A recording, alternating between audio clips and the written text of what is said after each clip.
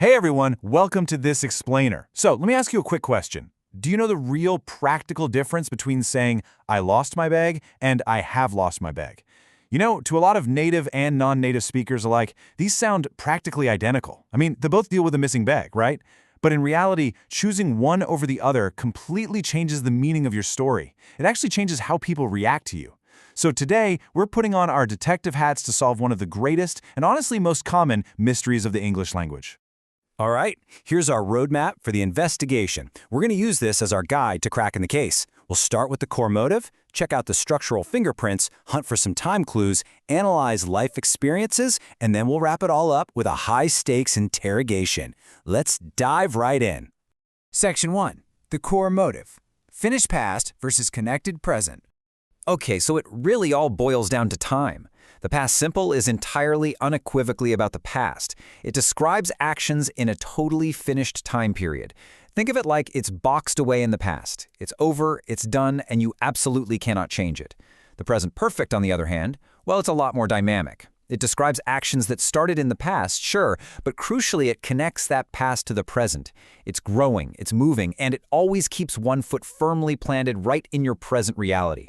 And this brilliantly illustrates how grammar directly impacts the real world. Just look at this comparison. If you say, he lost his bag, using the past simple, it just tells us an event happened in the past. But we have absolutely no idea what the situation is right now. Maybe he found it on Tuesday. We just don't know. But the second you switch to the perfect tense and say, he has lost his bag, you're immediately telling the listener that the bag is still missing right this second. That past action has a direct, active result in the present.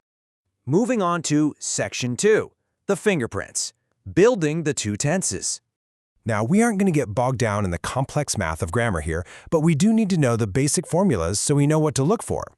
For the past simple, it's super straightforward, subject plus the past verb. That's usually a verb ending in ed or in a regular one like went or ate.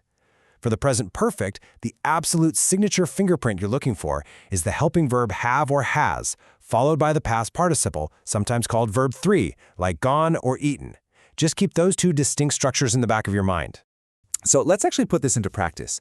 Think about the statement, she lived in London from 2015 to 2018. That specific time block, it's completely finished. It is boxed away in the past. But look at how the whole scenario shifts if we say, she has lived in London since 2015. By bringing in that fingerprint has lived alongside the word since, we instantly get that the time frame is unfinished. It means she still lives in London today. All right, Section 3, hunting for clues, or what I like to call the time marker cheat codes. What's really cool is how certain vocabulary words act as literal cheat codes for choosing the right tense. If you know the codes, you'll never make a mistake. We can group these critical time markers into two really clear buckets. If you spot words that point to a finished, unchangeable time, like yesterday, ago, or last week, you absolutely must use the past simple. But if you see words that imply an unfinished time frame leading up to right now, stuff like so far, recently, already, or yet, well, that's your giant flashing signal to use the present perfect. Let's see exactly how those clues play out in everyday speech.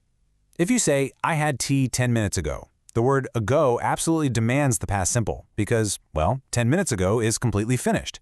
Compare that to saying, I've had 3 cups of tea so far today. The phrase so far today is an unfinished time period. Today isn't over yet, so it acts as a very clear, undeniable clue that we need the present perfect.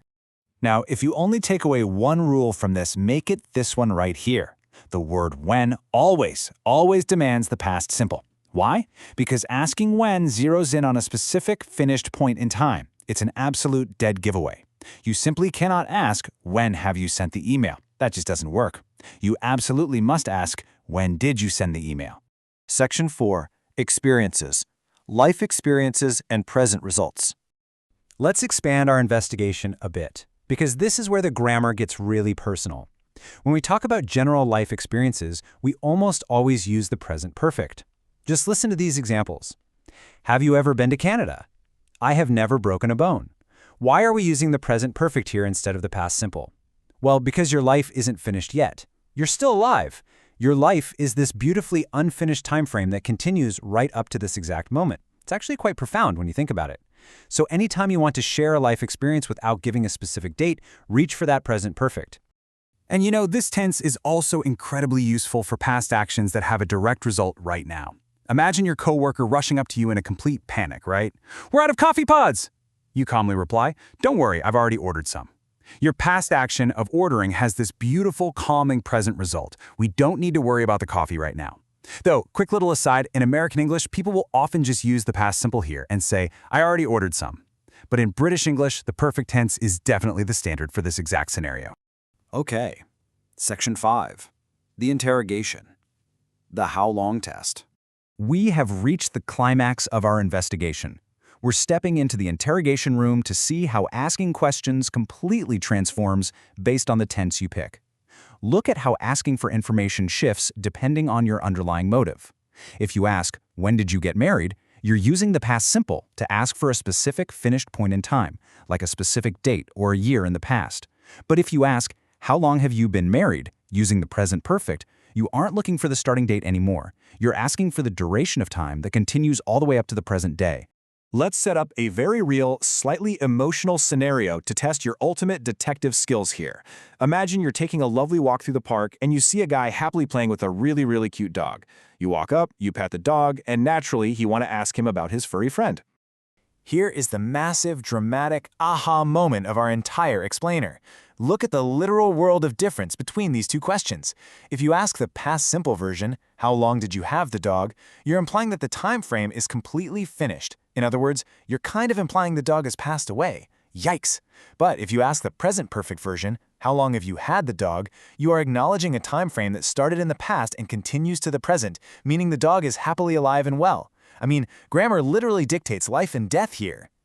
All right, you guys have been absolutely brilliant detectives so far, so let's pose a final challenge to test out our new toolkit with a quick mini quiz. Consider this sentence: "I blank for a job last week." Do we use the past simple, applied, or the present perfect, have applied? Take a second and remember, look for your time clues. Did you get it? The correct answer is the past simple. I applied for a job last week. And why is that? Because our cheat code time marker is last week. Last week is totally 100% finished. It doesn't connect to the present moment at all. By spotting that clue, you've just proven you've moved past simple rote memorization to true, practical understanding. To wrap up this explainer, I'm going to leave you with one final, slightly provocative thought. Consider this scenario.